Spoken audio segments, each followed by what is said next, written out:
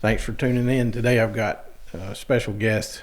I want to give a quick introduction to a relative of mine, actually. Also went into law enforcement at a time in his career, and wanted to talk about his journey today and tell you a little bit about him. His name's Nathan McCraw, and he's had an honorable discharge as Sergeant 1st Battalion with the 75th Ranger Regiment. He went in at 18 years old, and he served with them, had about 3 combat tours. What years were those? Oh, man. 2016. No. I'm sorry. 2006, 2008, and 2009. 2009. Yeah. After that, he separated with Ranger Regiment, and he went to UNC Charlotte. Got a BS electrical engineering degree.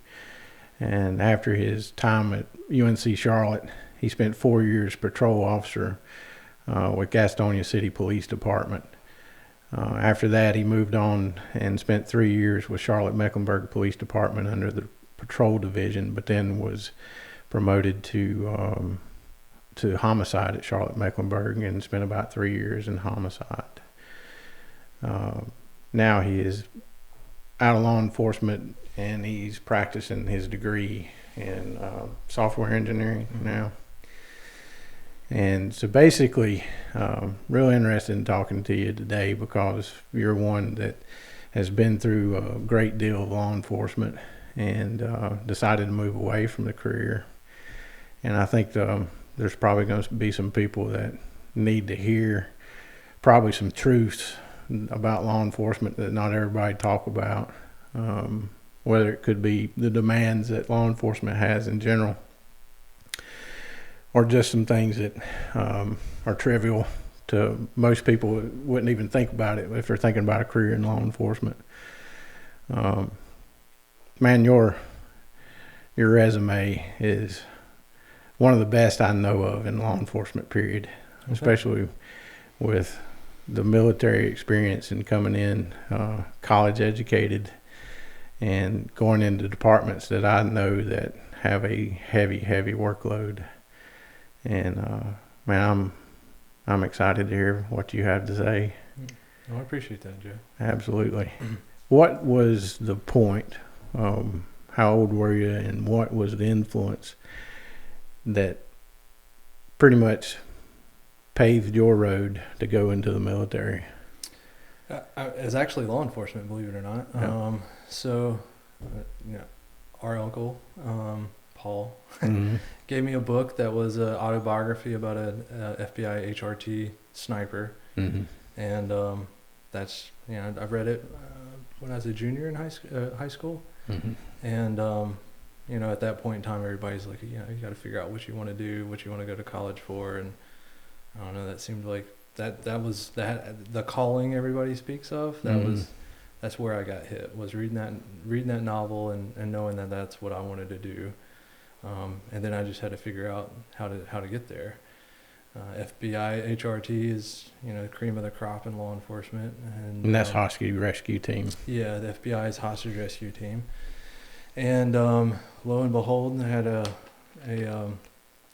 guy that graduated high school a year before I did, who was in the Ranger Battalion, or 2 years before I did. He was in Ranger Battalion, and just happened to come across him at a gathering, and he was talking about working with HRT, and so that's what put the bug in my ear about, hey, if you work with if you go into Ranger Battalion in the military or any JSOC unit, you'll work with HRT, and not only that, but you're given a pipeline opportunity to go into HRT. So typically HRT requires 4-year degree, and then they require so many years in the field office and experience in the field before you can even try out for HRT.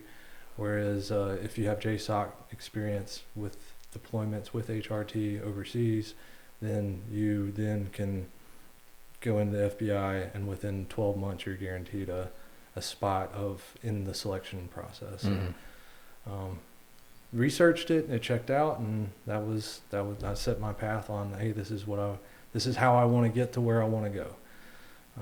And that was that. That's why I went in the military. So how was, like, when you went to go and actually talk to a recruiter to get that Ranger gateway, was that something that was readily available? How did you had to come about it? Yeah, no. So went to a recruiter, said, hey, I want to be a Ranger. And, I'm sure he's heard that before. And Right.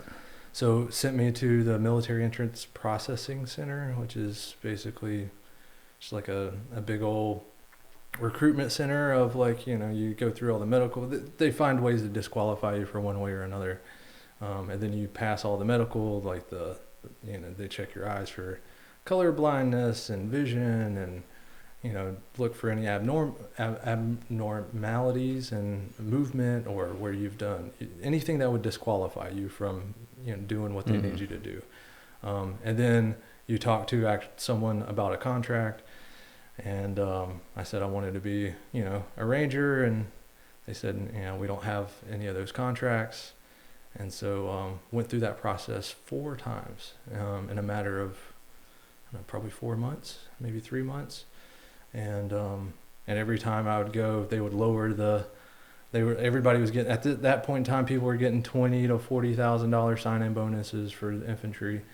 And every time I'd go, they'd give me a little less signing bonus offer, and they would give me a little more something else. Like I think the second time I went, they offered me an airborne contract. And they said that I could volunteer for Ranger program once I got to airborne school, and wasn't interested. And then the third time I went, the third or fourth time I went, I was actually offered what they call option 40, which means you're guaranteed, as long as you pass all the qualifications, you're guaranteed to go to the selection program. And I think I had like maybe it was under a $10,000 sign-in bonus compared to the 40 to 20 to 40 that everyone else was getting. And at the time, I didn't really. And I still don't think that had any kind of play in the decision-making process for me. Right. So yeah, that's how I got the Ranger contract, was just persistence, really, just not giving up. So after that, how long was it after high school you graduated that you actually went? So I graduated, that was the following February is whenever I went to. Right. So graduated high school and then went through all that rigmarole that fall. Right. So fairly quick, not much off time. No. So how was it leaving, going, I guess it was Fort Benning back then. They changed the names of all these places. I don't even know what it's called now. Yeah. But how was it when you got there? I honestly don't remember that much of it being. I remember being out of my element. It being something new. But I honestly don't really remember it being that big of a. You felt like you belonged. Yeah. Yeah. I felt like at the time, like I'm a purpose-driven person. At the time, I felt like that was. That was where I needed to be to do the thing that I wanted to do. So it wasn't that big a deal for me. Yeah. Just kept my head down and did what I had to be good at what I was doing there. And make sure I hit my marks on my PT test. Made sure I was, doing what I was supposed to do when I was there. And, everything at that point, you're just taking one day at a time, one step at a time, one objective at a time, just doing the thing.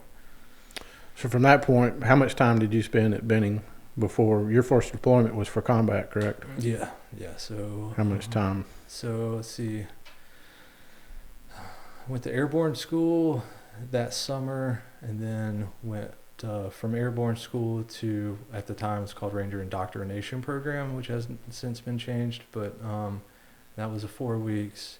And then I went to Savannah from there to 1st Ranger Battalion, and they were on a deployment at that time. And regiment does a deployment cycle, so they could have told you when they were going to deploy 4 years from then, because they knew like they were on a cyclic deployment schedule. And so when I got there, they were on a deployment, and they were, I think, maybe 3 weeks from coming back. So for about 3 weeks, I was in Savannah with what they called Rear D, or people that didn't deploy or had got sent home early for one reason or another. And then they came back, and then did a training cycle, which was 6 months, and then went on my first deployment. So, and that would have been maybe the following April. So joined, so almost a year after I enlisted. So you went straight into a hot combat zone. Mm-hmm. Yeah, my first deployment was Mosul. When Mosul was in Mosul, and it was a pretty high op tempo whenever I was in Mosul. I think by the time we left, our mission mark was somewhere. This is Iraq. Yeah, Iraq. I think we probably did somewhere around 140 to 150 direct action missions during that deployment. So it was pretty high op tempo. Like, I mean, you're pretty much going to do a mission every night, and some nights you might do two. So how was that? What was the mindset? I mean, were you prepared for this at that point? I mean, at that point, I mean, you're young, right? You have the feeling of immortality almost, or like you're going to figure things out. I was honestly more concerned about messing up and not doing the right thing than I was about getting hurt. Right. Thinking back on that Mosul deployment, I mean, it was not. I felt like I was prepared because I was with the right group. I don't have any reservations, or didn't have any reservations at the time for being in the situation I was in. So how quick was that learning curve? I mean, again, the guys you're with, they're like the cream, they're the best of the best, right? So, I mean, when I first got over there, I was in weapons squad. I was a smaller guy, right? I was 155, 160 pounds, 5'7", it's on the smaller size for, I wouldn't say wasn't on the lower range, but I wasn't as big as some of the other guys that were in battalion.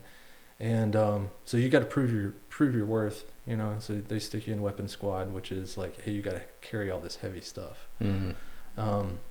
So I was in weapons squad in that first deployment in Mosul. Anyway, we were doing a lot of ground-based objective. Like, we were infilling with vehicles. And weapons squad on vehicles, you'd be on the mounted machine guns that are on top of the vehicles. So when I first got there, that being my first deployment, I was given a mounted gun, and it wasn't until I proved my combat worth and my ability to do the right thing that I was given a dismounted gun. And that was probably 90 days into the deployment before I stepped foot off a vehicle. And again, like everything was like you had to prove that you were good enough to do what you're trying to do.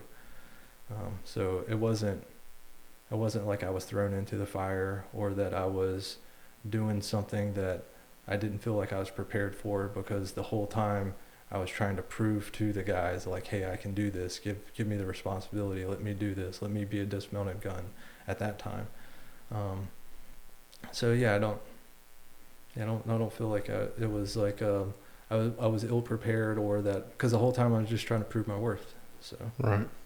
So in the first deployment you had in Iraq, did it change to where you came off mounted weapon? Yeah. I was a dismounted weapon that first deployment for the last month or two that I was overseas. Yeah. So how hot was it? Were y'all participating in combat nightly? So combat, you mean like direct, like engagements? Engagement. No. So I would say Mosul 06, I'd say 10%. 10% of the time. Yeah, and most of those engagements would have been like pop shots, or sporadic gunfire, or a single shooter inside. That Mosul deployment was not what I would consider to be heavy engagement, heavy combat experience. I mean, it was combat experience. It was definitely got the tester medal, but it wasn't. It wasn't as bad as what it could have been. So if I recall correctly, tell me if I'm wrong, you deployed for about 3 months, give or take a few days, and y'all were running 1 to 2 missions a night. 10% of those are combat deployments. Yeah. So that's a number. Yeah. And that was, I'm trying to remember what was happening politically at that time. How many years after 9/11 was that? So this is 06. In 06, yeah. So it'd been going on for a bit at that point. Yeah. Well, I mean, honestly, at least from my perspective anyway, I didn't get to see what it looked like before I got there, but that was when they were really getting into the groove. Before that was a lot of like the invasion infrastructure set up, trying to figure out like how they're going to handle this war.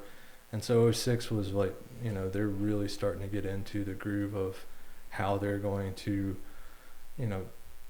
how they're going to run the war. And a lot of it was targeting like infrastructure of the network, the terrorist network. So, whereas before it was more like seize and hold campaigns, like, hey, I'm going to take this land and take this route, build up infrastructure for our guys here. But then once we got all that done, it was more about how are we going to chop the head off the snake, or can we do that? What's that look like?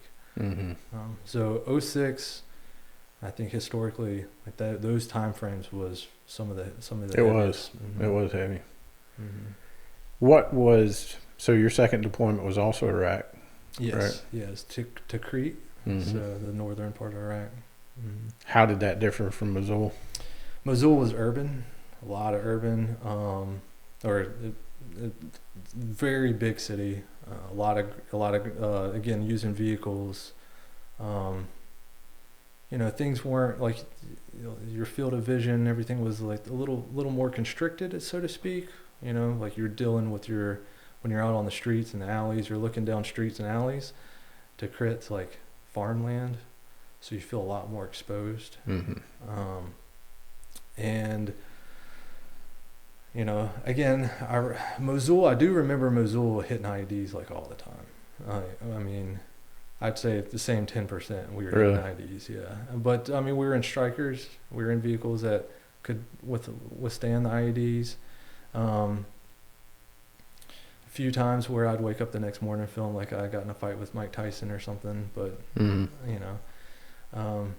to Crete, we did a lot of air insertions, like using helicopters. IEDs were pretty much a non-factor because we're going across, farmland.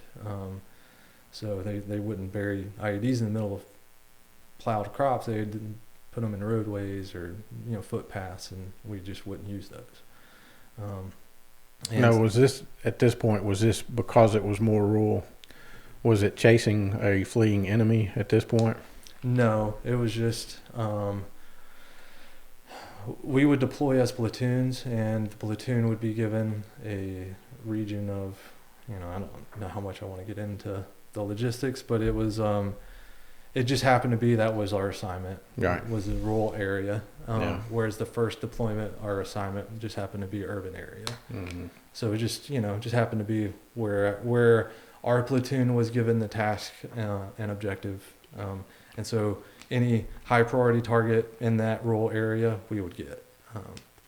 So yeah, I think it's a toss up where you got sent, because we, battalion or a JSOC unit or direct action unit would be available at any point in time or any area of both theaters of war. And it was just, if a higher priority target hit or popped, or they knew where one was at any point in time, this is the closest unit got it, and that's just how it worked. So us being rural, it was, again, Tikrit was different than Mosul just because it was a lot more exposed. Op tempo was a little less, not as busy as Mosul.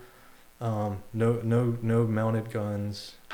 So again, that one, I was not on weapons squad. I had moved off the weapons squad, and I was on a line, or what they call a line, so an assault force.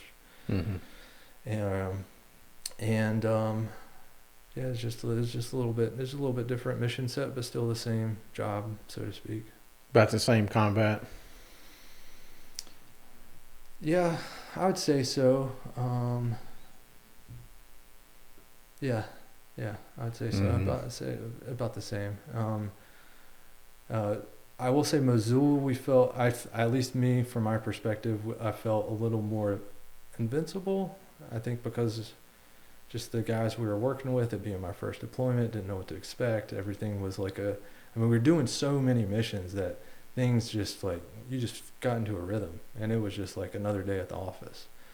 And then the second deployment, things were a little slower, as opposed to doing 150 missions, we probably did, probably 80, Mm-hmm. somewhere in there. Probably 2 out of 3 nights, or maybe 4 out of 5 nights you'd do a mission. Every Mhm. now and then you'd get a follow-on where you'd do 2 that night. Mm-hmm.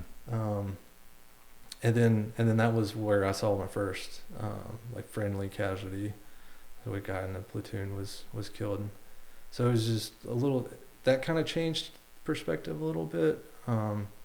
Still young though, I don't think I quite knew the severity of what was going on. Mm-hmm. I mean, everything's perspective based, and at the time I just, we were there to fight a war, and you just expected that. Right.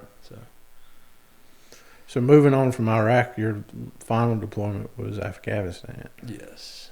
So there's differences. Yes, that was completely different. Again, going out, the first 2 deployments, felt good. Afghanistan, it was towards the end of the deployment, going out was just a pucker factor. I'd say, it was, Afghanistan was just different. It was different, and that was 2009, into 2009. So was it because they were not fearful of taking offensive? Yeah, it's just so many things that were different, right? The country itself the infrastructure of the country is different. So instead of using paved roads, we're using riverbeds, and they would bury 55-gallon drums full of explosives in these riverbeds because they could, they knew that's what. And so, we would be getting weekly reports of hey, don't drive strikers because they're hitting these 55-gallon drums and just hollowing out everybody. Right. Whereas, you think back in Mosul, and we would hit them and just keep going. You might have 2 flat tires and, some shrapnel stuck in the side of the rib cage or something when you got there, but it's something that you'd laugh about. And then Afghanistan, it's it's standard operating procedure for striker drivers to get in the hatch with 2 loosened tourniquets on their legs. Wow. Because there's a seam in the driver's hatch that whenever they had hit an explosive, it would blow, and it was it was becoming a pattern that the drivers were losing their legs, and the drivers were the only ones that were savable. And so you're getting those kind of reports, and then the opposition would drop little pamphlets in villages and say, hey, if you don't want to fight with us, then just leave. And then we would go into these villages, and everybody in there would be opposition. So they were hey, we're staying. Yeah. It was just different. It was just different.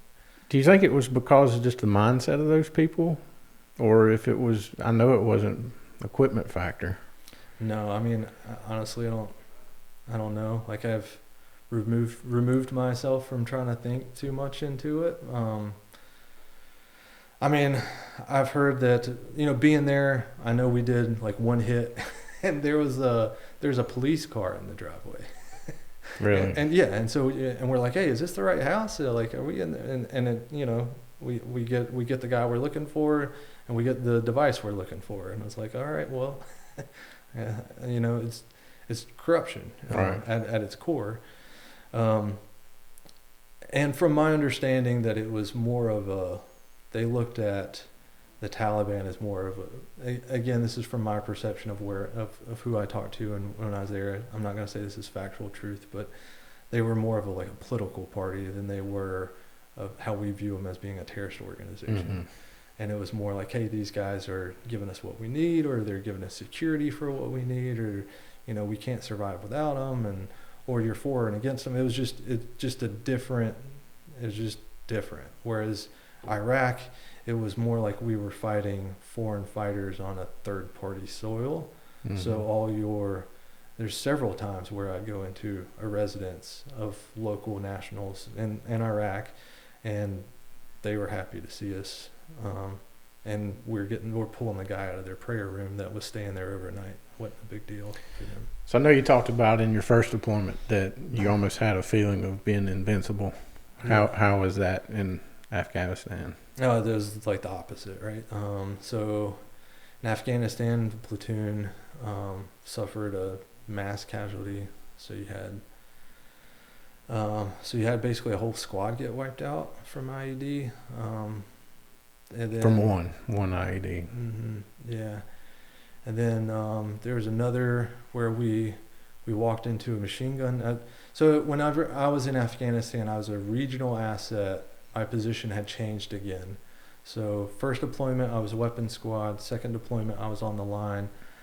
Third deployment, I was in a position where I would help out a platoon that needed my services. Right. So I use technology on the battlefield to track enemies. Is Mm-hmm. the best way I could describe it without divulging too much. And so I would go out with 3 different platoons, all region based. So I was with the unit that would fly us around, and whenever a platoon would call up and be like, hey, we need you and we need the helicopters, I would just jump on the helicopter and go to the platoon, do a ramp side brief, and then we'd go do the mission. So that one was different in Afghanistan as well, because not only was I supporting 3 platoons, but it also meant my op tempo tripled, right? Right. So Afghanistan was extremely slow. We're looking at platoons doing somewhere between 30 to 50 missions a night or of deployment, but I didn't see that because I was supporting 3 platoons. So now fast forward to, again, the mass cow was with 1 platoon, another platoon, like we walked into a machine gun nest, unknowingly, it was, trying to hit the target building, and there was positions that we knew there to be enemies we thought they were lookouts. We didn't realize they were machine gun nests because of tree coverage and foliage we weren't able to see what they were doing. And then once we got boots on the ground, we realized it was a machine gun nest. And there's 3 of them. So we walked into that, and then we got a casualty on that mission. Another one, this was probably my close call is what I would call it. So I'm working, and then how I would work in this position is when we would get close to where we believe the target building was, we would stop and do a tactical pause. I would take 5 to 6 guys as a security element. I'd run my technology, and we would go find exactly where our guy is, and then we would just, take a knee and pop a squat and keep eyes on the building while everybody else moved into position, and then it's game time. So me and my 5 or 6 guys are walking through an alley on the creek side. I'm looking at my equipment, and I'm like, hey, the guy we're after is nowhere close to where we're at, and I know we're coming up on where we believe the target building to be. So I'm messing with communications. I'm messing with my equipment to make sure that there's no interference that's keeping me from tracking this guy. And then some things happen. We basically come up on a pedestrian that's using the bathroom outside, has, you know, just a civilian, we don't think he's a sympathizer or anything, just rare circumstance. Drop 2 guys there, so now it's just me and 3 dudes. We keep going because I'm seeing this guy, like the guy we're after, going weaker, or the signal getting weaker, and there's a point in time where it would just drop off, and then they have to go through this whole different process to get the device back, and so I'm pushing. I'm like, hey, we need to push forward. We need to push forward, and we're about to lose this guy. So we drop 2 guys with him. We keep going. It's a little creek that runs right beside, you know, it's a dirt road that you can barely walk on. I mean, that's barely wide enough for you to walk on. It looks like a hiking trail almost. And then right beside it, on the other side of the creek, was about a 10, 15-foot wall, very big wall that's over your head, makes you feel confined. In the creek bed, there's, you know, foliage and trees that are coming over the path, or the foot trail. So, you know, ISR, or the aerial the aircraft, or the drones that are keeping eyes on you, or they're not able to see what you're doing or what's ahead of you because of the foliage cover, and then the other thing was it was cloudy, so there's no illumination. Night vision needs some kind of ambient light to work, or at least during this time. And so we're pushing through, and we see 2 guys coming our way. We take a knee. They dive into a building. We get up. We push forward. You know, we're getting radio comms that, one, they don't know where our target is. They don't know if he's dynamic or not. I'm seeing that our target's dynamic. They don't have eyes on us. They don't know where we're at, aside from we're telling them we're passing this intersection or this junction.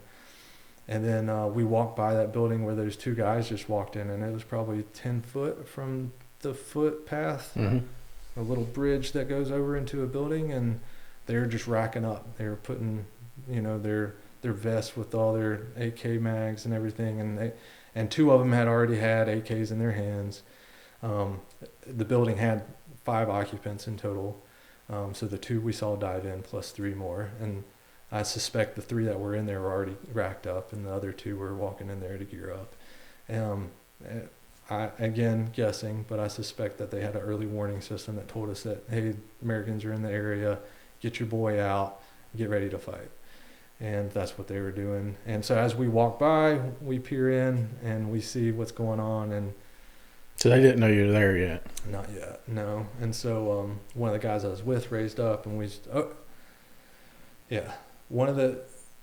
let me back up. So as we're approaching the area, right, we're talking about those 2 guys diving in. Hey, you got guy on the right, make sure you clear that as we pass.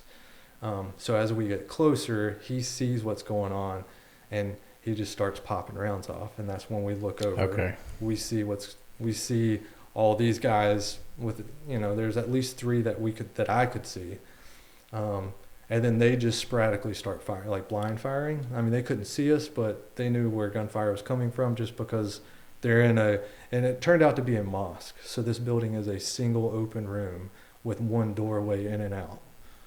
You know, so they knew where gunfire was coming from. So they just all pulled up and just started popping off rounds through that doorway. You know, we jump in the creek, and we just throw just every frag that we can get a hold of. Yeah. And then the cavalry comes in.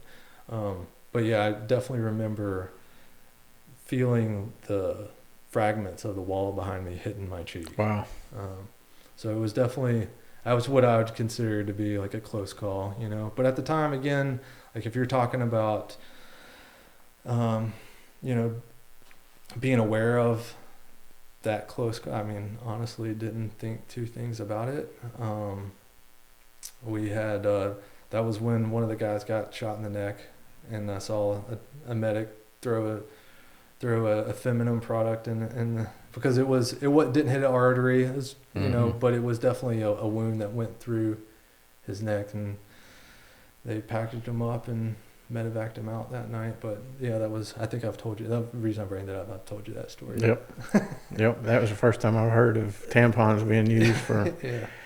half-ass tourniquet. Yeah. It was, works. yeah. And he had it, I mean, medic had it with him. It was kind of funny. Well, saved his life, didn't it? I mean, who's to know? I mean, Yeah. So, after Afghanistan, yeah. what was the point where you said, maybe I shouldn't go for another one? Well, so Afghanistan was my last deployment. So I got back. I think we got back in January maybe from Afghanistan. And then I had the following, I was to get out in August. Mm-hmm. We got word that they were trying to do what they called a surge, which meant like we're going to deploy ahead of schedule, and the guys that are over there are not going to come back. So again, with our cyclic deployment rotation, we would always only have one battalion over there at a time. And when we would do a surge, it typically meant that they were going to try to do some heavier missions or do a little more offensive of like trying to get a foothold on certain supply routes or take over certain strongholds or something. And they needed 2 battalions over there simultaneously to handle the extra workload that they had planned. And so they had a surge planned for that summer. We got back in, I think, January, and they had a surge planned for like June.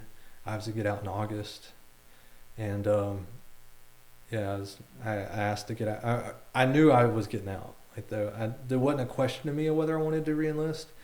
I knew I was getting out.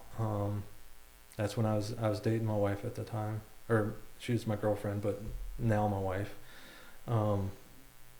And I don't think it is ever a question in my mind at the time that I was going to re-enlist. It was like, hey, I'm getting out. I'm going to go to college, and then I'm going to do the FBI thing.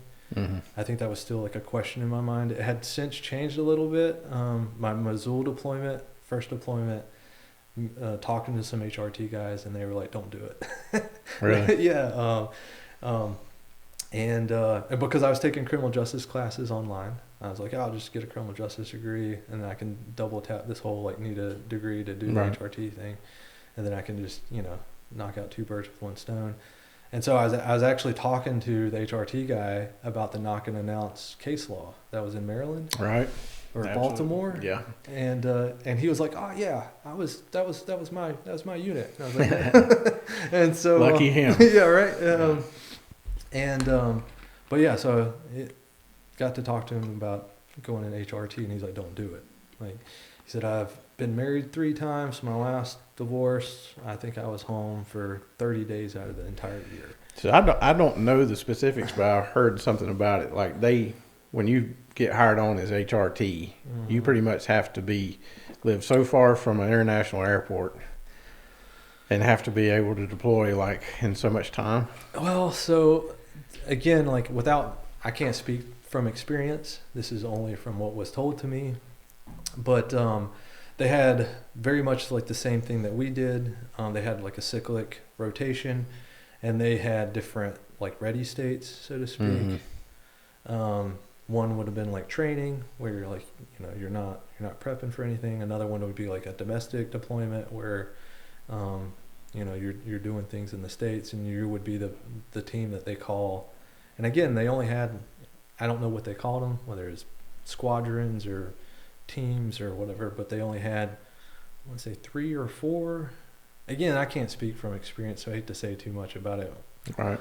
But yeah, they had like where he made it sound like they had different states of readiness, where they had like, at one time you are potentially overseas helping with whatever, and then another time you might be domestically deployed, which means you're not at your home station. And HRT, again, from my understanding, they're all based out of Quantico, so they all have that Learjet, like they are. All right. And so like their whole, like all of them are based out of that area, DC area. And then for domestic deployments, they could go to somewhere else and be deployed somewhere else for the time being. And then training, and I think that was it, basically. So long story short, it's rough on family life.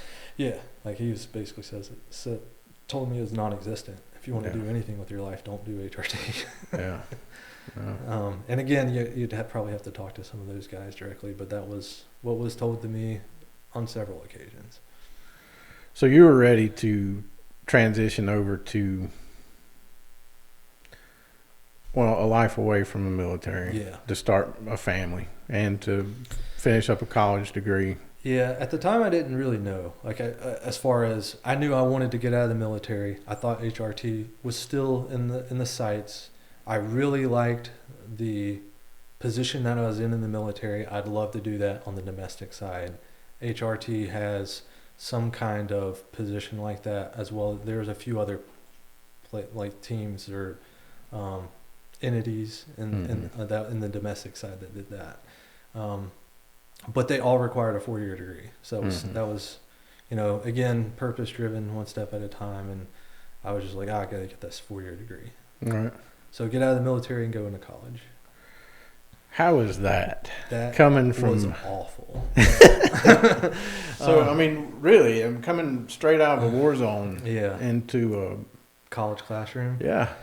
I mean, I don't even understand how that picture looks. It was awful. Being purpose driven, like I wanted to be, like you want to just go in there, treat it like a job, I guess make straight A's or, but it's really just about, being driven. I'm going to go do this college thing. So I'm going to do it right. And I'm going to do it to the best of my ability. Right. And so that's what I was doing, but it's really it was very lonesome, I guess would be the best way to put it. Like, Were you living on campus? no, I went back. No. So You were traveling from home to, okay. Well, Yeah. that probably helped somewhat. a little bit. So You could cut it off anyway. yeah. So what I did was I would carpool with a cousin who worked in downtown Charlotte. And so I would drop him off at his workplace and then go to the university. And I treated it like a job. So if I was in class, like I was attending class. If I wasn't in class, then I was at the library doing school stuff. And then I'd still go home with it, with the degree what it was. It was very demanding. Not only that, but I mean, like the first semester back, I was taking like calculus 3 because I'd taken calculus 2. Like it was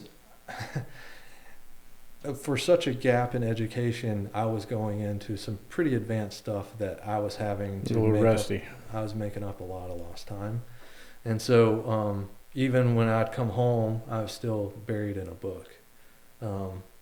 So I didn't do anything but school for during that time. And then I needed to find a way to pay for the bills. So I mean, like the military had a system in place to pay for the school. So I had tuition paid for, and I did have like what they called BAH, which is like housing allowance, but it wasn't enough to pay for everything. Like you wouldn't be able to live on your own, pay for your cell phone, gas, food. Like you needed income to support that. But it did keep you from going into debt to get education. So that was nice. But so that's whenever you'd finish BLET and you talked about doing and I was like, man, that sounds pretty legit.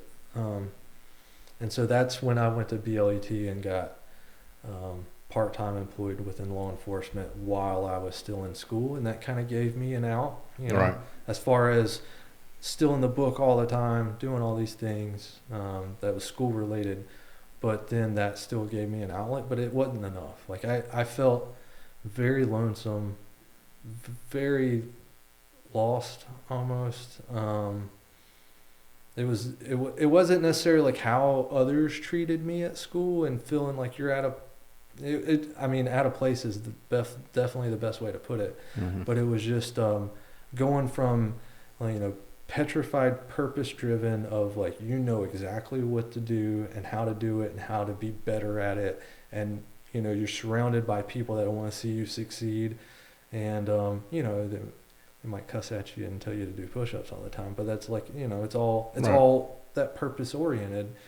To now you're just an individual. Like the last 4 digits of your social security number. It was difficult. It was very difficult. And that was during the downsize. So at the time they were downsizing military, which meant they barred you from reenlistment if you ETS. So if you separated from military, you could not reenlist for certain. I think it was 48 months, maybe. It was enough for that you're not going to reenlist. I can't remember the specific time frame, but I was when I was in college. I was in the time frame that I was barred from reenlistment because of the downsize, and even with an honorable discharge, it had nothing to do with it. It was just like if you ETS'd, if you got out of the military, you could not sign back up. And there were several times where I severely regretted the decision to get out. Really? I was going to ask you that. Yeah, and I, while you was in college. Yeah. Was it just because of the feeling like an oddball? Yeah. In that environment. Yeah, I mean, who's to know? I'm not a. It'd be real hard for me to say exactly what was going on there psychologically, but there's a lot going on. It could have been decompression from combat, because there's no like reintegration or anything. No, it's not. It's just like, So I have this same theory that it happens to law enforcement too. Yeah. I see it with our family. Yeah. With even my parents. There's a disconnect or a disassociation with the way you look at things versus the way I remember how I looked at things before I was in law enforcement, and I can't look at it that way anymore. Yeah. So I can't imagine coming from 3 tours of combat into a college setting. Just that level of disconnect is I can't even fathom. Yeah, it was different. It was difficult. It was looking back on it, it's definitely the darkest time of my life, easily. Like that. I mean, there's not even a close second. Mm-hmm. And I would say it was probably the first 6 months to a year, right? That was the hardest, and then after that, it got easier. And I think going full-time law enforcement helped. But I saw honestly, I looked at law enforcement at the time as, that's like the happy medium. Like that's going to give me, the sense of, purpose, doing something meaningful, being able to, the biggest one was being in a job that meant something to the people you worked with. You know what I mean? Right. You could say brotherhood, but you make it sound like it's a fraternity, and it's so much more than that, So it was that sense of loss, not having that anymore, that I was dying to find again. Mm-hmm. And I thought law enforcement was that answer, and that's what sent me in that going full-time law enforcement. So how was you want to talk about where you went to BLET and how that experience was coming from years of military experience there to what they kind of call paramilitary basic law enforcement training? How did that go? I don't know. Like, I was very critical just because of, I guess, expectations. And then the other thing is so I went to BLET at a community college. Mm-hmm. So it wasn't within a law enforcement organization. So no, there wasn't a guaranteed employer. We weren't all the students weren't going to the same employer. We weren't being trained on policies and procedures. You're just basically being trained on, hey, this is the way the state mandates, the way that law enforcement should do these things, right? Right. This is the laws. This is how you write a citation. This is, just real generic, like red tape stuff. And they would go over some, like, what would I say, like tactics, but they were very generic, and they would even go as far as to say, like, hey, when you get to where you're going, or when you get hired by somebody, this they'll teach you how they want it to be done in detail, right? What I saw was an extreme lack of preparedness. Like it was like, hey, we're just gonna teach you what the book says, and then like, you know, send you on your way. And I'm not going to say names, but I know where he went for BLET, and it's highly reputable. Yeah. It's one of the better ones in the state. Yeah. And so that being said, yeah, I mean, again, I was comparing it to the experience I had in the military, and you know, we were military experience. You had, you know, the people that were teaching you were the people that did it like the 6 months before, right? Mm-hmm. I mean, like they just got back from a combat deployment where they actually more than likely engaged somebody in a close a close quarter situation, and I don't know. I felt like what you're being taught at BLET was all hypothetics, and I'm seeing it with my experience, saying that's not going to work. That's going to get someone killed, and not only that, but you don't practice it to the pedigree that you need to be able to execute it, because you're talking about like milliseconds. Like I mean, you're talking about reaction time making a big difference in these type of situations, and you're just reading it out of a book and saying, you know, this is how I would do it hypothetically if I was to ever be in that situation, because I have never have been. That's, you know, and so it just it was almost infuriating. But again, like I was young, like at that point I wasn't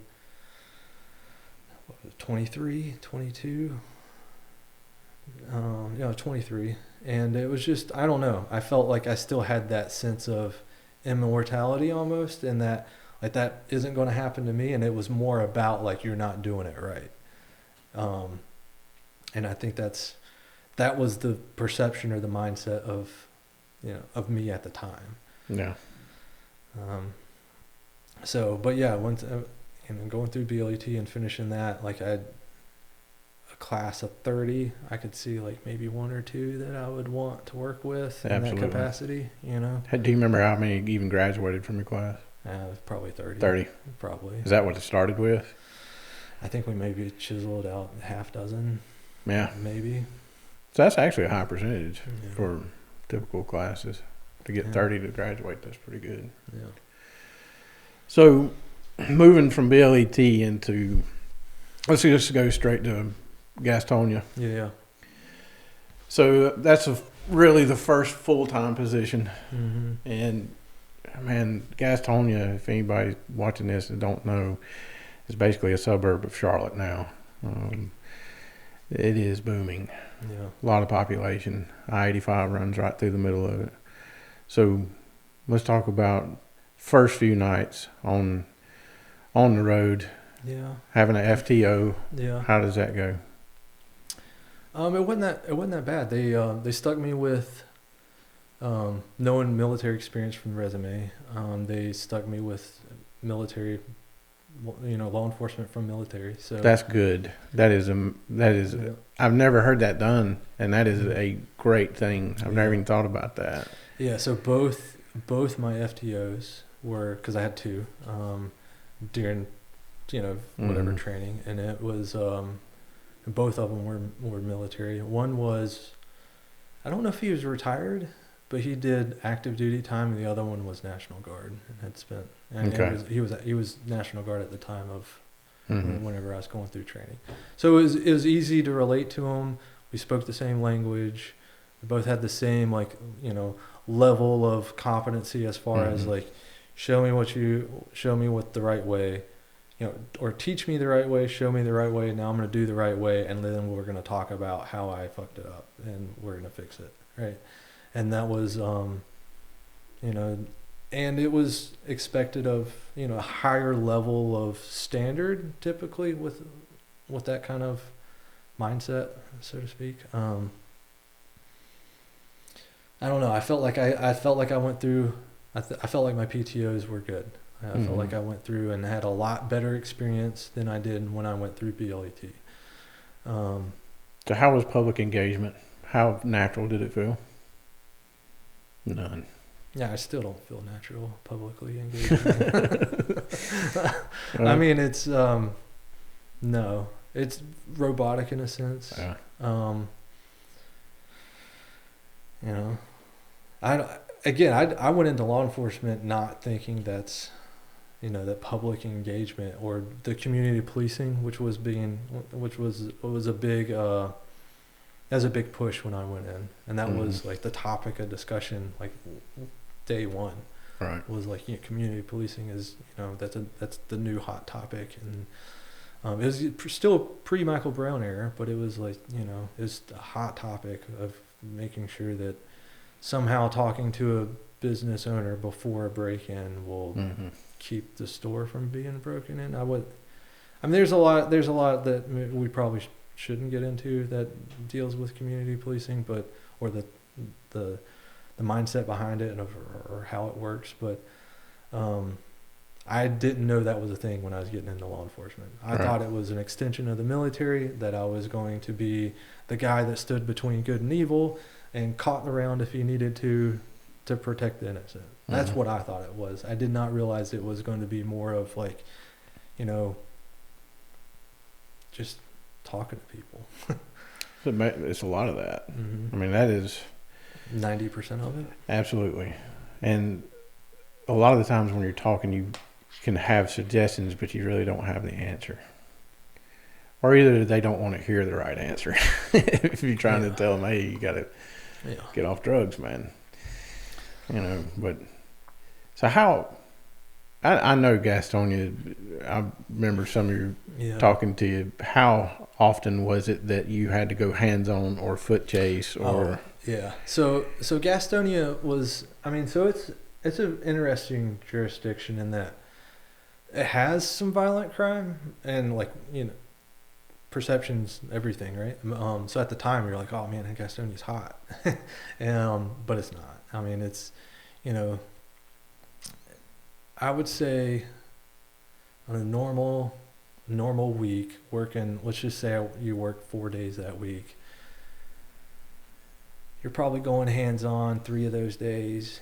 You're probably getting in a foot chase 2 of those days, maybe 1 of those days, you know. Vehicle chase was rare. Probably because of policy. Yeah. And then, you know, I mean, again, thinking back on it, I'm just trying to think and trying to be factual. I would say at least 1 arrest a night. Maybe a half dozen reports.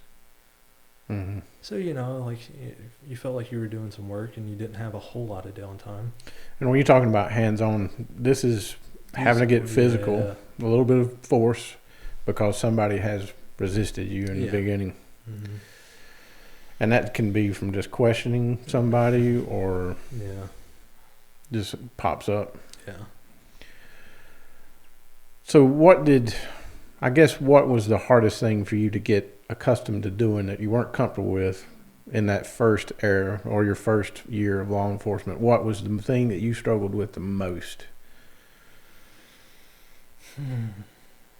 I mean, it would have been talking, the mental health, like, you know, like dealing with involuntary commitments and, like, you know, just dealing with the mentally ill in general, right? I mean, that could be anything from, you know, this guy's acting weird on the street corner and it's a 911 call, so it gets sent out and then you have to deal with it. And you get there and you're like, you know, I mean, you're trying to talk to the guy and the guy's being belligerent, or just the mental health in general. And then you have to step back and be like, okay, what's actually going on here? What problem am I trying to solve?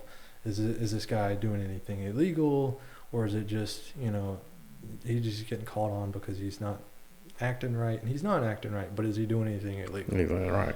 You know, and now all of a sudden you're stuck in that situation where the dude's not doing anything illegal, but he's not in his right mind. And now all of a sudden, like, because he's not in the right mind, you don't know what's about to happen.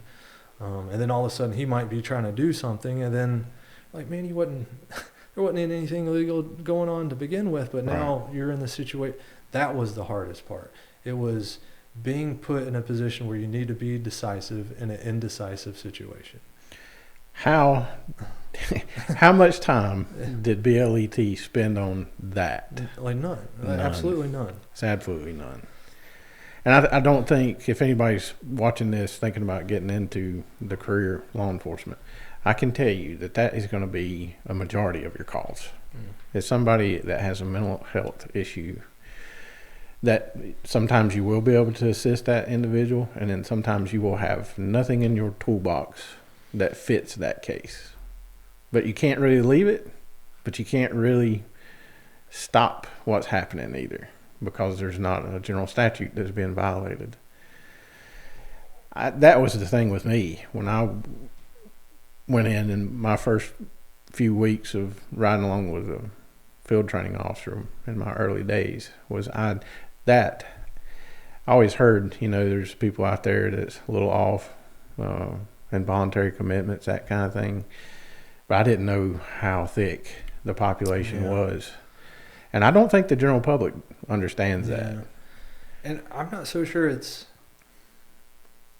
a high percentage of the population as much as it is a high percentage of law enforcement encounters, to be honest with you. Well, if it's most of the time when somebody sees something strange, they call. Yeah. So law enforcement gets it. I mean, that's the only person that's going to respond. There's not going to be a social worker come out there unless law enforcement seeks that. But that's the first response. And the thing that I struggle with is I started learning some of these people. And over a few years, you end up figuring that, well, I've dealt with John Doe here over 38 times myself. One officer, out of a platoon, out of a whole department. That individual could have been dealt with by law enforcement hundreds of times in a couple of years, just because he chooses to wear, something strange and say something very loud and obnoxious on the side of the road. People will call. Yeah. And then there's people that really need serious help that are dangerous. But I don't think BLET or anybody can prepare you for that enough. Right. That was the big shock to me. I think that's most people I talk and ask that question. It's the same thing. It's involuntary commitments or behavioral health in general. And how do we improve it? I don't know.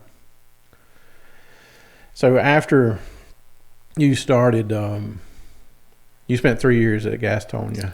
Ish, maybe 4. I think 4. Close to 4. I think it's 4, closer to 5, if I remember correctly. And then there was you just lateraled over to Charlotte Mech. Yeah, I lateraled over. Just went put in an application. Actually, it was another ranger that was doing. So there were 2 SWAT officers that were killed in Charlotte. Back in the late 90s, I believe. Mm-hmm. And so their children were becoming college aged, and so there was a ranger that separated from Ranger Battalion, honorably discharged, and then he was serving at CMPD, and he and a bunch of other guys were doing what they were calling the honor swim. So they're swimming the length of Lake Norman to raise money for the college education of those downed officers' children. And he posted it in one of the Rangers supporting Rangers Facebook groups. And so I saw that and hit him up and was like, hey man, didn't realize there were more than one of us doing this thing. And so I got up with him and he helped me lateral over and was like, yeah, just, fill these, do this packet. I'll, submitted it to the recruitment office, and it was a really smooth transition. So what was the difference between that you saw from Gastonia to Charlotte Mech? Oh man, it was insane. It was insane. Well, first, the metropolitan of a big city is. I mean, I know when I was in Gastonia, we had talked about Charlotte and being saying, hey, we're doing the real work in Gastonia because we don't have the resources Charlotte does, the police department. And, those guys don't really get to do everything from start to finish because it goes to another unit. And so we get so much more experience in Gastonia. And then I get to Charlotte, and yeah, you do have a lot more resources, but the things that you do in Charlotte are not the same as what I did in Gastonia, not even close. I remember I went through a lot quicker PTO in Charlotte because I was lateraled. And the first night on third shift that I got, that I was on my own, here's your keys, sign in, do your thing, sign in. First call that comes out, they give it to me. I go out there. Dude doused himself with gasoline, lit himself on fire, and ran out. That's your first call at Charlotte? First call in Charlotte. My God. Without a PTO. And I get there and I'm like, yeah, I mean, like, do the things, seek medical treatment, do all the things, right? And then... Was he still on fire? No, not when I got there, no. And so then whenever supervisor gets on the radio is asking for status update, and I tell him, expecting him to like come out there and do, but he's on like a shooting where he had multiple victims shot. And this has happened simultaneously in a division that is like 15 square miles or 30 square. It's a very, very, very small. It's the smallest division in the city, and I'm the first night I'm out. This is I'm thinking, man, we're juggling this, and it never let up. It never let up. It was like that until I got off the street. It was insane. It's like every time you turn the corner, there was something else that was like, wow, that happened. Went to a call and had a guy come out the front door holding a pregnant woman at gunpoint, and try to like take her into the woods. Like not just mental health, I'm going to stand here because of something. And it wasn't a DV. It was this guy and this girl knew. And DV's a domestic violence. Yeah, they did not know each other at all. And these guys just kicked in a door. So it was a breaking and entering while occupied. And then went to a hostage situation. And then was just trying to get away. And it just so happened that I was around the corner when a neighbor called when he saw the door get kicked in. So I showed up within 90 seconds of the 911 call, if that. Didn't even have to run blue lights, and showed up, and it's just, we were there super quick, and he was just trying to get away, so he just held a woman at gunpoint and tried to walk into the woods to get away from everybody. Charlotte was just a different animal. A lot more high tempo. It seemed like the risk was a lot higher. There's a lot more things going on that was a lot more violent. So, right. So you covered about 15 square miles? I wanted to say that, but I can't say for certain. I'd have to. It was Metro Division. Just give or take. You feel like that's about what it was? Yeah, I mean it was a very small division within Charlotte. How many guys did you have, or girls? Yeah, we had. So it was. How many shifts? First shift. There's 3 shifts with what they call a 4th shift. That was like overlapped some during the day. I'd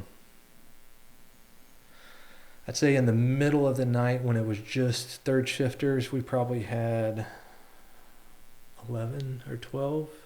In the middle, like in the hot, like during the rush hour time, so to speak, not necessarily rush hour traffic, but during like the times where you get the most calls for service, which is between like 5 and 8, 5 and 9,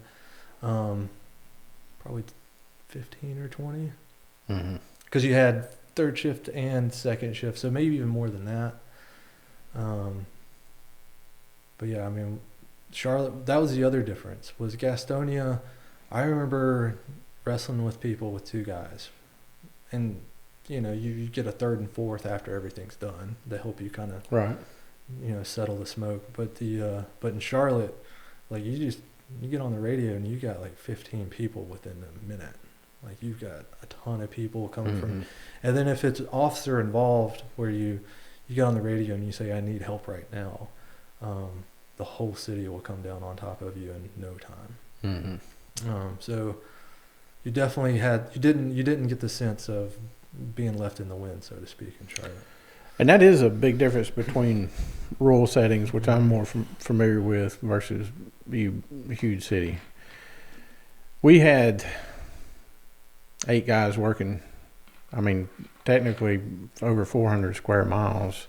Now, some of that had city jurisdictions in the middle of it. Okay. But if a guy was on the north end of the county and a guy was on the south end of the county, it could be a difference of 40 minutes there. Yeah. Now, if you're running blue lights, that time reduces.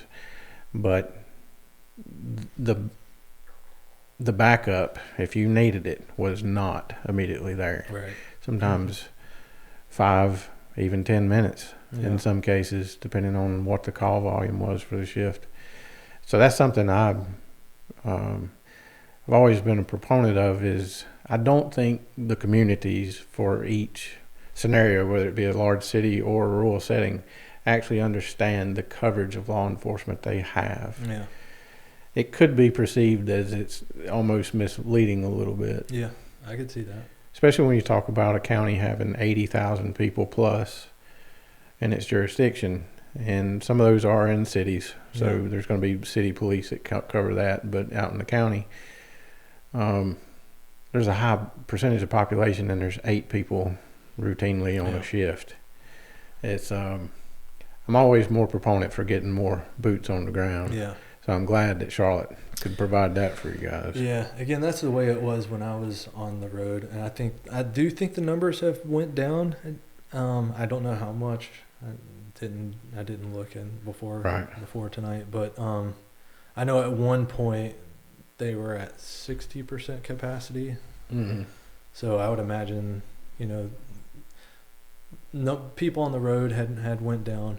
I don't know what it looks like now, but I will say this, that Charlotte was pretty good about, because they had so many different precincts, so to speak, or divisions, they could cover down.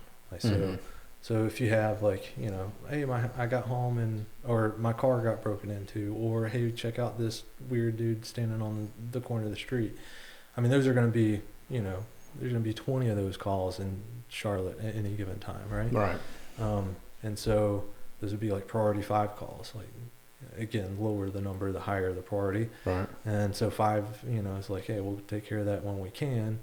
We got a priority 1 over here where that's in the neighboring division, and we've only got 2 people going to that. We might send some guys from this division over there. Mm-hmm. And there's a lot of that where you could have some add of team is what they call it, cover down and help out. Mm-hmm. And then whenever you're free, you can send the add a team back home, and you can help your guys out.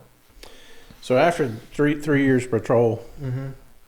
you go into the Homicide Division for Mm-hmm. Charlotte Mecklenburg. So that's a place that I don't know anything about. Yeah.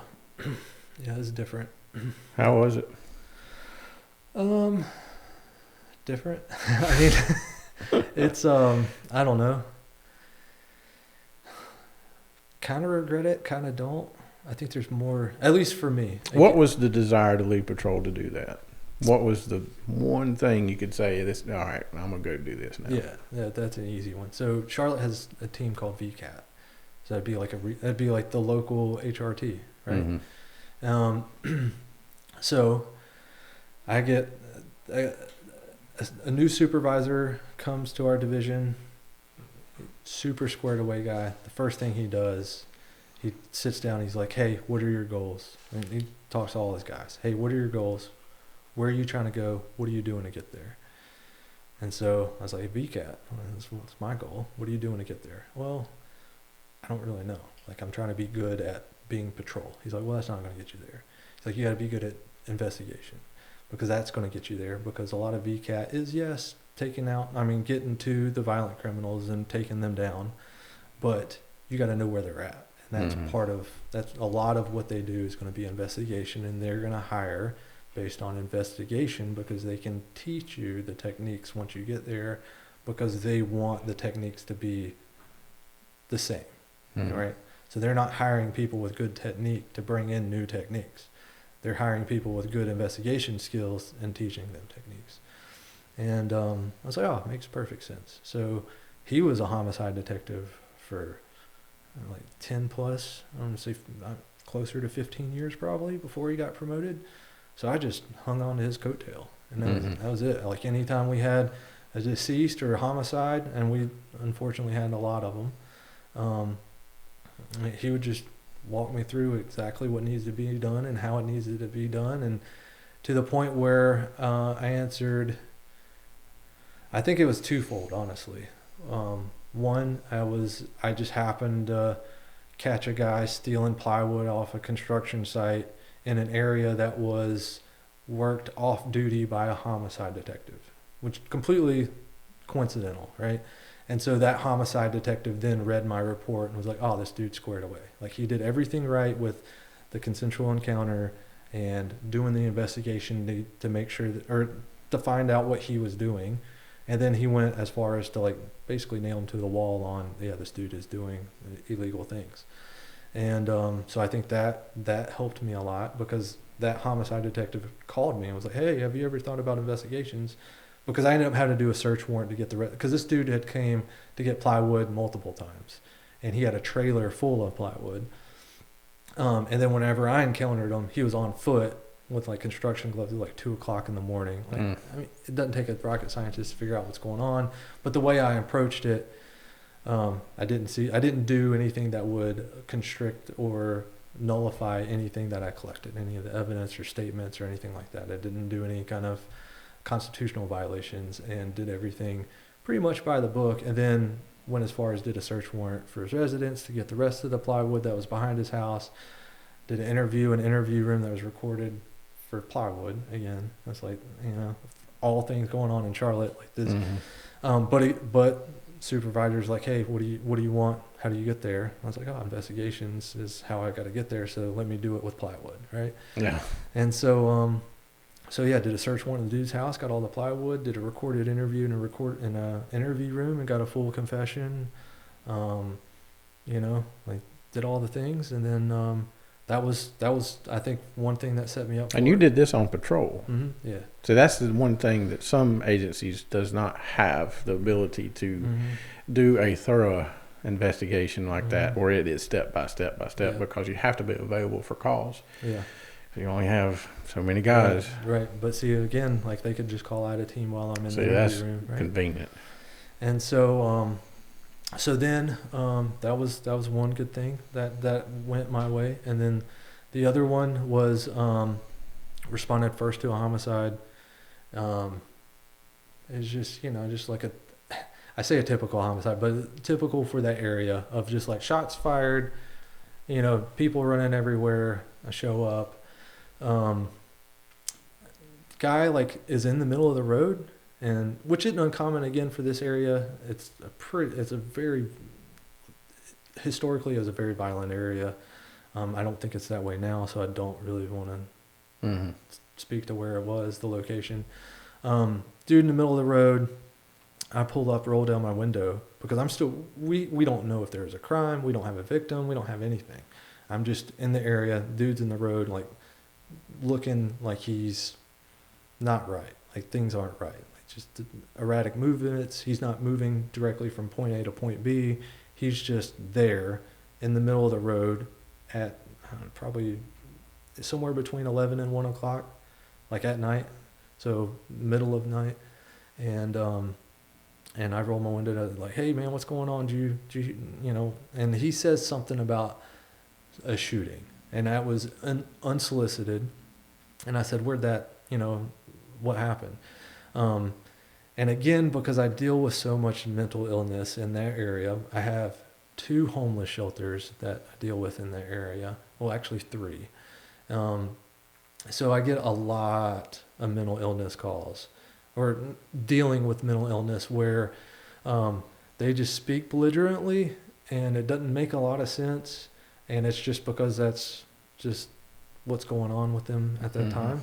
So when I roll my window down and I speak to this guy, I'm like, hey, do you know what's going on out here? I think is the line of questioning I used.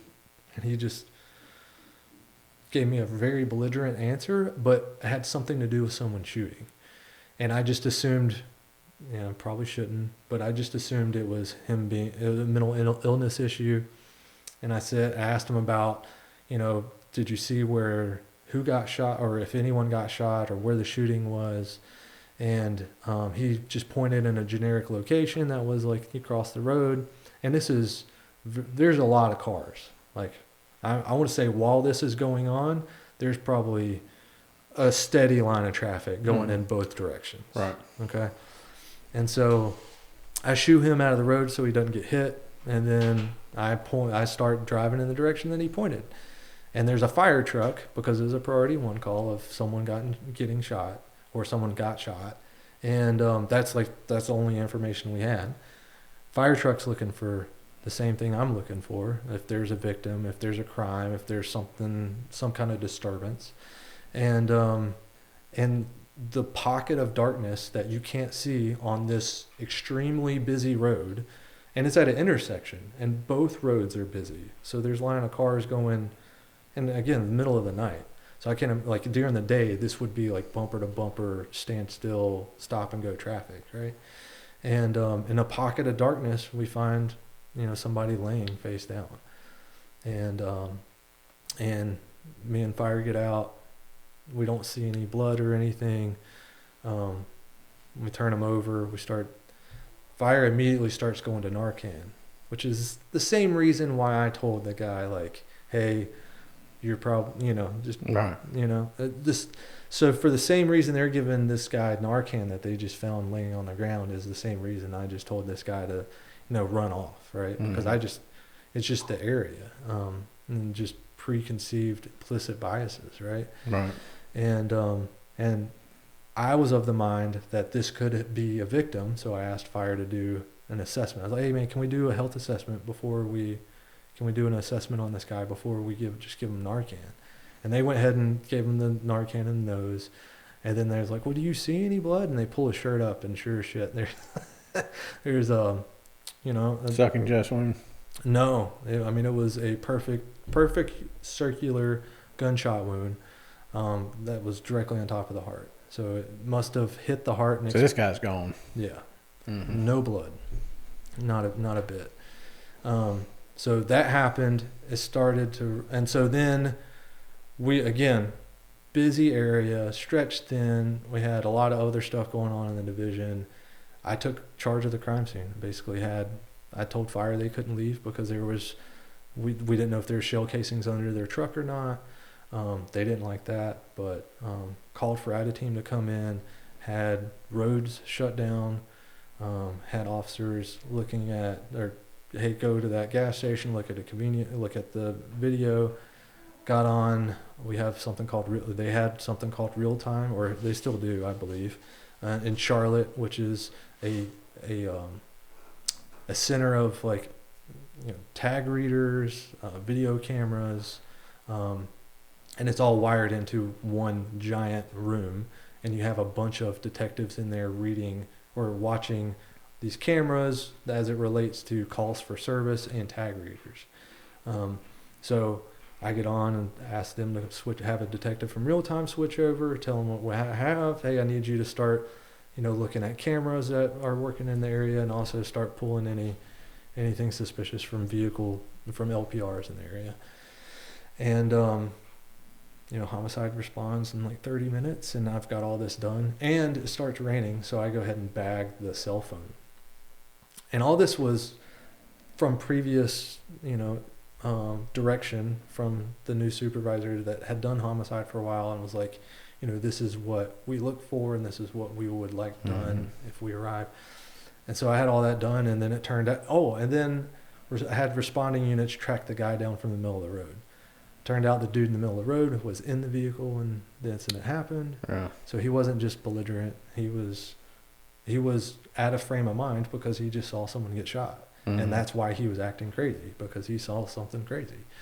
And there was a casing that was under the fire truck that was recovered. It rained, so the cell phone I recovered did not get wet and was usable.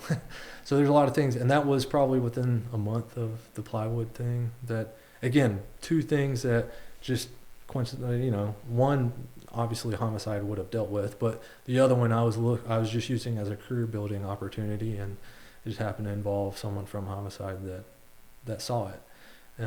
So then they asked me to put in, and I put in and did well on the interview, and there I was. So when you got in, how many homicides do you think you've worked? 200 plus. Wow. That's what yeah. That's unbelievable. I mean, how many homicide detectives are there at Charlotte Meck? So they have 4 squads of 6. So well, I say that. So 24. When I got up there, they had 20. Well, they didn't have a full 4 squads of 6. I think they were down like maybe 2. So like 21 would probably be a good number for when I got up there. And then they started hiring to plus up everybody on 7 during COVID, because COVID, like, violent crime shot through the roof. We started seeing unprecedented. I mean, homicide just got slammed. Because not only you work any suspicious death as well, right? So if a doctor's not going to sign off on the death certificate, you don't know if it's a homicide or not. So homicide is going to at least rule it out as a homicide, right? So that's overdoses, that's suicides, that's, and homicides. So overdoses went through the roof during COVID. Suicides went through the roof during COVID. I mean, it was insane how busy we were during that time. And so they tried to plus us up and hire a full set of 7 for each squad. And it never got there. Yeah. And I think they're still fighting just to get 6. I mean, I can't. How do you even manage your day if you've got? How many active cases would you have at one time? So the way they would do it, so they did it. Your group of 6, you would rotate lead detective. So, and it was just sequential, so an active case, meaning that you have not made an arrest on it. I think I'd say by the time I got out, I probably had inherited cases and the cases that I was working that were open. Probably 5 or 6 at the most. And then, but I mean, if you're ruling out like a suicide or an overdose, you could do that within 48 hours, and then wait on confirmation of your investigation based on a doctor's findings, and then you would close that one out. So, but then like if it was a true homicide, you worked it to completion, until you got the next one, and then if you were still working the last one when the next one that you were lead on comes in, your anxiety state goes through the roof. So I'm going way back to one of the first things you said was public interaction was never your strongest suit. No. That's what all homicide is. Not really. I'd almost say. So, again, if I'd have to say what going back to public interaction without a purpose would be my weakest, right? Okay. So now it's you've got a directive to talk to in a conversation. Right. Yeah, right. I got you. So that would be like, I'm not a good small talker, so to say. But with homicide, it was always objective based, and actually I felt above average in interviews because I was analytical, and again purpose based, right? Like I have a reason to talk to you, and we were pretty well trained in interview techniques. We spent we would go to a lot of different courses on how to interview, and it's very objective based. And that you're checking boxes and doing it a certain way. So yeah, I mean, now dealing with the families, that's different. That is different.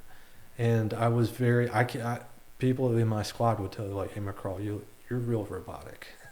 And it wasn't that I was unsympathetic. It was just, I'm just objective and purpose-based. And if I'm going to meet with the family, it's going to be for a reason, and I'm just going to go over those reasons, right? I mean, I didn't know the victim. I wasn't deeply involved with the victim, but I could promise you that you got the best person for the job to get this solved. If you're looking for someone to hug you, I'm just not that person. Mm-hmm. I'm not going to give you emotional support because I'm just not that person. But if you want to find someone to give you justice, absolutely. All right. So when I would meet with families, I was very robotic, Mm-hmm. objective and purpose-based. Like, hey, this is what we got. I can't tell you these things because it's ongoing investigation, and if I tell you these things, that makes it makes any information relying to those things unreliable from other sources. I just, it's same song and dance and maybe it was unsympathetic, but it's just how I did things. Yeah. Of course, I mean, seeing death at this point is something that you had put on the shelf several times, lots of times. I mean, that's one thing I think I saw too, probably not on your level, but the more I did law enforcement, you always had, natural deaths that we still had to respond to, but then you had your suicides and overdoses and shootings and whatever it could be, and over time. That is one thing that's, I think, also is not really spoken about much in the early days of training, that it should be, that you change. Yeah. You become accustomed to seeing that, and that sounds taboo, and it may be taboo, but somebody's got to do it. Yeah. I mean, absolutely. I mean, I think of. Yeah, I mean, you see a lot of death and homicide. I mean, a lot. Right. And you're right, to the point where it's just, I mean, you have to do reality checks and make sure that you're going in, when you're talking to the families, that you're going in and with the right mindset. Just because you see so much of it. So how cooperative would you say the general public is on assisting with information about homicides or police work in general? So, like if you go into a community. Right. So I mean, police work in general, I'd say it's just non-existent. Mm-hmm. Homicides, you start to see a little bit of cooperation, but you'd be surprised. It's a little bit, I mean, again, with it being homicides, like the stakes are just so much higher, like across the board. When you look at the hindsight of, hey, this guy was uncooperative, there was a reason for it.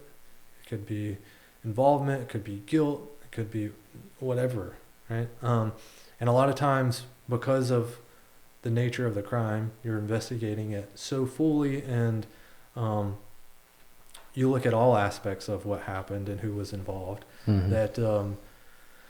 that you get to answer those questions. Why wasn't that guy being cooperative? But yeah, if I was to answer the question outright, how cooperative are people in homicides? I'd say a lot more than what you would generally see in law enforcement, but you'd still be surprised at how uncooperative people are, especially if they don't have direct ties to the victim. If it was just like, I've had people be irate about getting Ring doorbell camera from something that they're not even involved. Like they're just a house on a street that we think the suspect vehicle may have drove by, And just wanting the Ring footage. They're just wanting the Ring footage. And people don't want to volunteer that. And having to do search warrants for it. Yeah. Really? Yeah.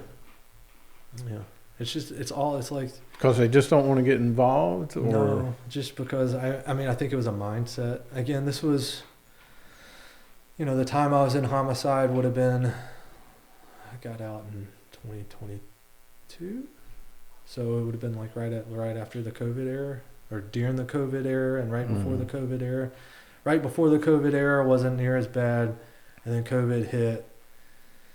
and you just had this like anti-police movement, and it was just like if they just fell on one side of the line, it didn't really care. They didn't really care about the morality of it. They were just like, I hate police. I don't want to help them. So I mean, it didn't matter what it was for. They just wouldn't help. So, I'm guessing that's probably after Michael Brown. Yeah. It would have been the Ferguson incident. Mm. It would have been after that. We saw it too. Yeah. I don't even know if it's really even repaired. No. I mean, I wouldn't know. I got out. But, Yeah. But no, when I got out, I wouldn't have seen how it could have been. I mean, I've had, like during that period of time, I had like a victim's mother like smack a business card out of my hand, and I don't want your, and This is a victim's mother. mm-hmm, yeah, basically like I don't want nothing to do with you, in a lot of words. But I got cussed out for nothing more than like, I'm on the scene, working the scene.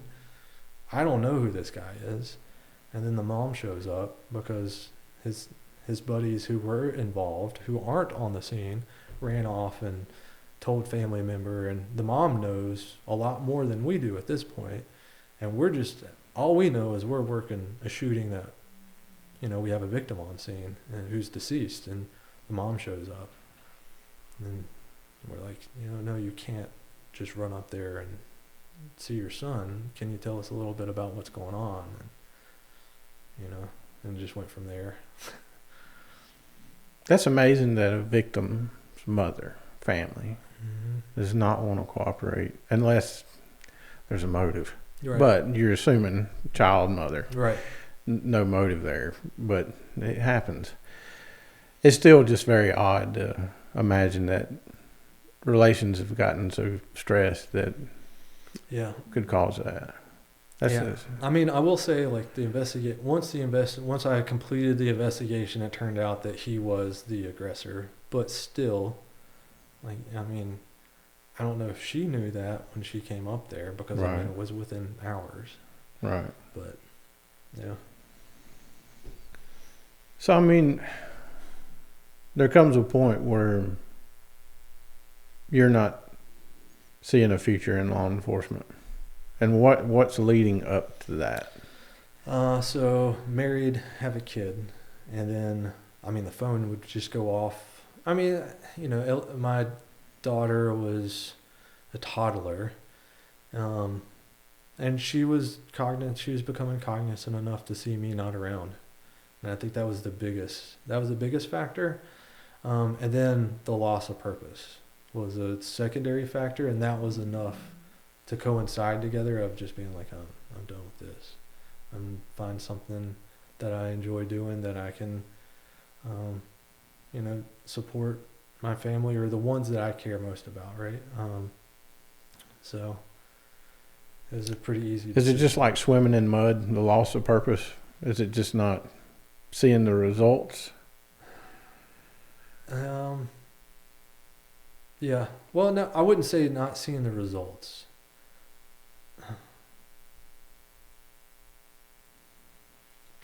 It was, I mean, that, being treated like that, I mean, had some factor From in the it. victim. Yeah. I mean, but really it was like making the sacrifices and sacrificing to your family, right? So I'd leave, daughter would be crying at the door, like and then I did several FaceTime like videos for like, hey, I know you're not going to see me again today, but love you, good night. Won't see you until you get home from school tomorrow, or and a lot of those, and I was starting to see stress in my wife, being basically a single mother, so that was a big one. And it was just, I felt like I wasn't being responsible for the people that cared for me, and I was being responsible for the people that didn't care anything about me. I think that's important. And so, like, you feel taken advantage of almost, you're like, a servant, so to speak, as opposed to a team, or like working with or working among, you're working for. And and then you're sacrificing everything that is of who you are or your being. You're like, I'm better than this. So I totally agree with you. And as long as we've known each other, we've not really spoken about this. Mm-hmm. And I honestly feel when you look at just good officers, there's definitely calibers of officers out there. There's some people that put their heart and soul into it. I feel you're one of them. There's people out there that are lackadaisical officers. I mean, being honest. But for the people that really want to do the job and are putting in training hours, education, maybe even military prior to law enforcement, everything's lining up just perfectly. And you get to where you're doing the job, and it happens all the time. You get a call in the middle of the night or on your day off, and you have to go into court or to the job or whatever it could be. It's a continual sacrifice to be a first responder or law enforcement. And it's always asking. Yeah. And I saw that. I saw less family functions that I was going to. And you start thinking about you are sacrificing that time for possibly somebody that does not want to talk to you. Yeah. Or does not want to help your cause in providing law enforcement assistance. Yeah. I mean, yep. And that's, that's a lot of it. And then the other thing is if you're doing injustice to the people to the left and right of you too, which is the ones that do matter the most in that situation, right? So if your heart and your head's not in it, and you're putting your buddies' lives at risk, then you gotta find something else to do. And that was it. I mean, and all things pointed to the same direction. I gotta find something else to do. I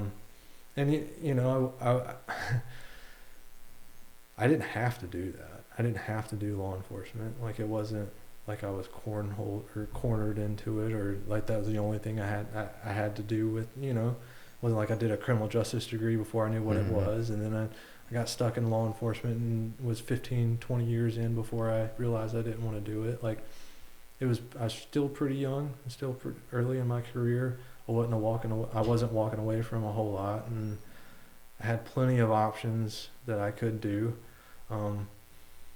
And when I went into law enforcement, I had plenty of options that I could have done then. And I chose to do it for a lot of reasons. And none of those reasons existed at the time I decided to leave. And I don't regret getting out. I really don't. I miss the guys. I do. I went back and visited with them. I got subpoenaed for a homicide. And I don't know. I miss the guys. I miss the camaraderie, but no more than you would miss, hanging out with a group of guys. Right. And it's not like I feel like I'm empty because I left a calling or anything like that. What I want to see is the profession of law enforcement has to be able to, when they attain someone, especially of your resume and caliber, just the caliber of a person you are, I feel like they've lost somebody by losing you. And it's not just you, it's other people. Same stories, same complaints, family, time away from family. The work you're doing is not appreciated from some people. It's always, most of the time, some kind of politics being played in the office, which is a big drawback for a lot of folks. But law enforcement has to retain good, talented people. And I feel at this point, I blame the media for the most part for throwing a bad name on. There's definitely some police officers, people in law enforcement that deserve some bad publicity because of what they do. There's always a tarnished apple in the barrel. But it rains so heavy for everybody else that's trying to do the right thing, or not trying, doing the right thing. And that's a huge cost. But not to discourage anybody, if you're watching this and you're thinking about coming into law enforcement, we need you. Law enforcement needs you. They need good people. But it is not going to be easy. Yeah. Yeah, I mean, there are some things that external factors, right? Like feeling appreciated, right? That's an external factor you can't control. I feel like there are some organizations that appreciate their employers better than others. But I don't know. I think there's a lot of factors to consider as far as getting into law enforcement, but the primary thing that would have kept me from going into it from the beginning would have been the military, like my military experience. If I would have done my re-enlistment like I wanted, like I should have done, like if I had to redo it again, I would have done 2 enlistments. I wouldn't have looked at law enforcement as like the answer for what I was missing at that point in time. And I think there's like a professional question that needs to be answered as far as like, what does law enforcement, what do you expect from law enforcement? Mm-hmm. Like without having that clear definition of what you want them to do or how you want them to serve, I think you're going to get a lot of me's going in thinking it's one thing and it's not that. Right? And if you want it to be, more community oriented as opposed to more crime fighting, then I think you're going to get that caliber, which is not what you need in that position, right? All right, absolutely. I think that this is just from my opinion, and this is from my experience in the bigger cities. If you had an answer for those indecisive situations where it's like, hey, I don't know, there might not be anything illegal going on here, but this dude's crazy, right? I don't know if that's a crime fighting situation. No. And if you had an answer for that, I think there's answers for all of it, but it's like the easy thing is for every county or city resource just to say, give it to law enforcement. Yeah. That's the easy answer. Yeah, I know. And it's the cheap answer, to be honest with you. And sometimes it works. You get a guy and you say, hey, get off the side of the road, quit yelling at cars passing by. And sometimes they do it. Yeah. And that's the cheapest fix you'll ever get for that scenario. But then sometimes they don't. Yeah. I mean, I guess if you're talking to an audience that is trying to figure out whether they want to get into law enforcement or not, I would say, again, when I got into it, I thought it was answer the question of, if there's a dude trying to do a bad thing to someone that doesn't deserve it, are you going to get in between it, knowing that you're putting yourself at risk, right? Mm-hmm. And I answered that question with a resounding yes, and was like, that's what I want to do. Now I think the question is if you drive by a car that's got a flat tire, do you feel the need to stop and help them? And there's those type of people, right? I mean, like, and that's, if you have a nagging to like help people that are in an unfortunate situation just because you like helping people, then I think law enforcement is for you. Today's law enforcement is for you. But if you're getting into it thinking that you're going to be, I don't know, like again, the guy that steps between good and evil, like I would look elsewhere. Yeah. That's just my opinion. Like I think law enforcement is going to get further and further, and which, after seeing how they're trained, like, the level of training you get for those situations, I think you're going to see law enforcement get further and further away from where the metal meets the road. Like the high stress, violent situations, you're going to see a lot more of like, try to figure it out or stop and let the situation diffuse. which you've kind of been seeing in a lot of these school shootings that there has been scenarios that looks like there's been not a very rapid response, right. I guess is the word. Yeah, and you can, I mean, again, you can say what you want to about what side of the line you want to fall on that one, but the truth is they're not trained for that.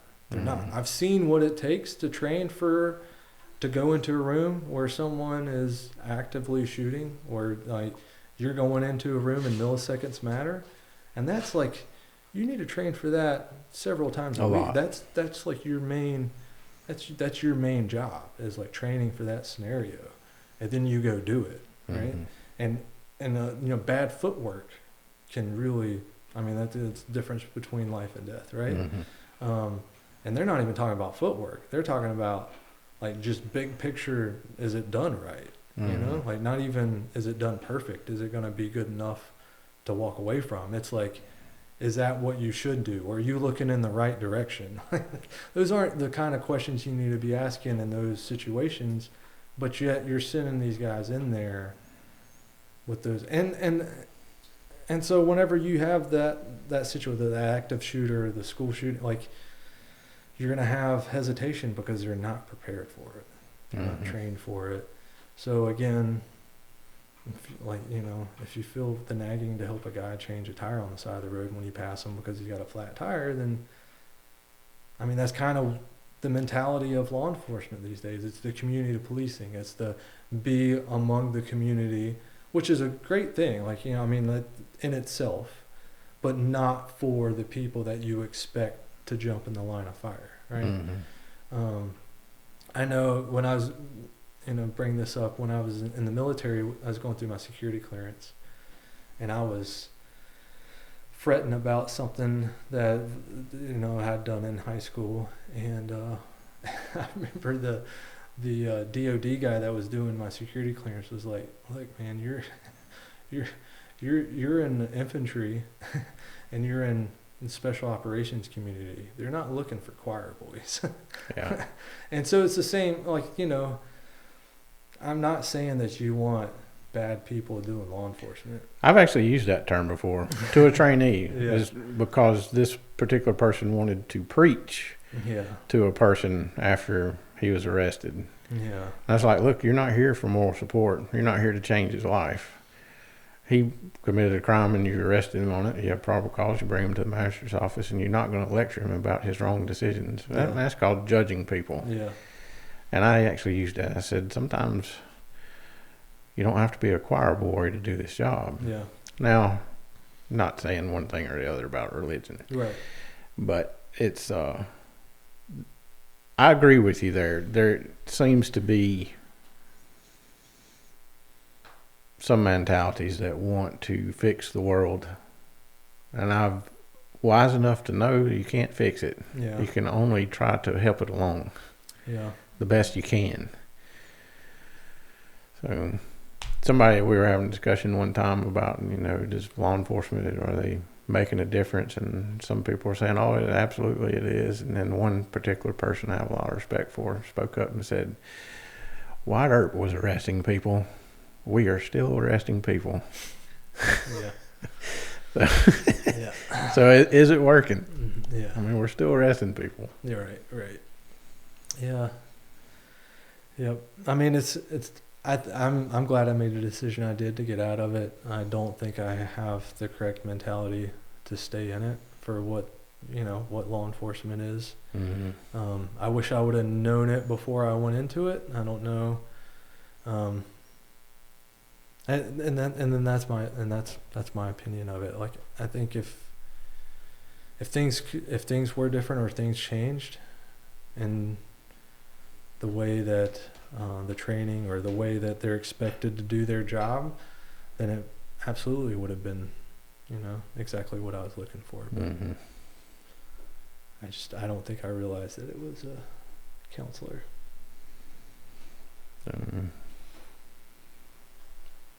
Oh. Well, what, if anything, if one thing could have changed Mm-hmm. to keep your interest into the field, Yeah.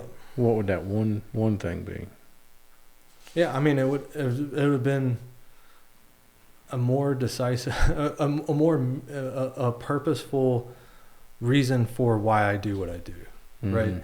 And at the time, it was just so fluid. It was like, oh, you're supposed to be, you're supposed to be the counselor that shows up and talks this mental health patient into not being, into being a sane person. I was like, well, that's not. I don't have a psychology degree. I'm Right. not equipped for that. I can't do that.